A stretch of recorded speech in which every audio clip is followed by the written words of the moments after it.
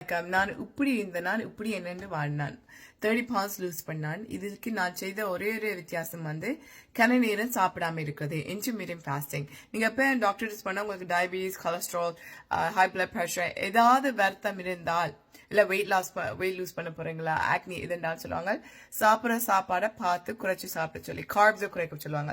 But சிலாக்களுக்கு பசி தாங்க மாட்டீங்க. அப்ப பசி தாங்க மாட்டீங்கன்னா என்ன செய்வீங்க?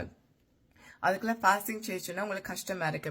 நான் செய்த ஒரே இது இப்படி ஒரு ட்ரிங்க் குடிக்கணும். பிரேக்ஃபாஸ்ட்டை விட்டுட்டு இப்படி ஒரு ட்ரிங்க் குடிச்சால் எனக்கு இன்டர்மீடியட் ஃபாஸ்டிங் செய்ய ஈஸியா இருக்கும். இப்போ நான் ஒரு நாளைக்கு 17-18 ஹவர்ஸ் செய்யறேன்டா, அதுக்கு காரணம் இதுதான். இதாதெல்லாம் நான் நிறைய வெயிட் லூஸ் பண்ணேன், என் ஹெல்த்தை எனக்கு திருப்பி வந்துட்டுது. அப்ப நிறைய பேர் சொல்லுவாங்க நான் வெயிட் லூஸ் பண்ணணும், எனக்கு டயபிட்டிஸ் எல்லாம் இருக்கு எனக்கு, ஆனா டயட் கண்ட்ரோல் பண்ண முடியலன்னு. இது குடிச்சிங்கன்னா உங்களுக்கு அந்த சாப்பிட்ற ஜோசனை இருக்காது, கிரேவ் பண்ண மாட்டீங்க, எந்த நேரம் சாப்பிட்டு கொண்டே இருக்க மாட்டீங்க. ஒரு நாளைக்கு 2 மீல்ஸ் தான் சாப்பிடுவீங்க, கூட ஸ்வீட்ஸ் அதாவது சாப்பிட மாட்டீங்க.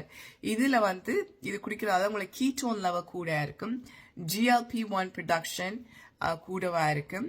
அதனால உங்களை நீங்க சாப்பிடாம இருக்கிறபடியா உங்களோட பாடி ஃபேட், உங்களோட உடம்புல இருக்கிற கொழுப்புகள் வந்து உங்களுக்கு எனர்ஜியா யூஸ் பண்ண தொடங்குவீங்க.